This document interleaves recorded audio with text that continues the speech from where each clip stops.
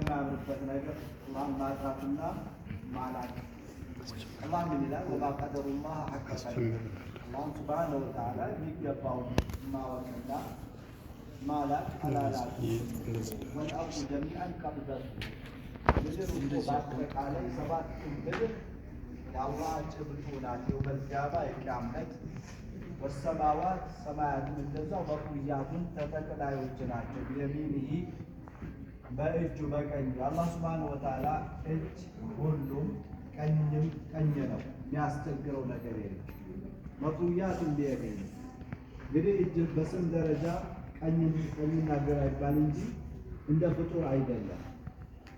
ሱብሓነሁ ወተዓላ አላህ ሱብሓነሁ ወተዓላ የጠራና ከፍ ያለ ነው። አማ ዩሽሪኩን ሙሽሪኮች ከሚያጋሩት ነገር ማለት አላህን ከፍጡር ከሚያመሳስሉት ነገር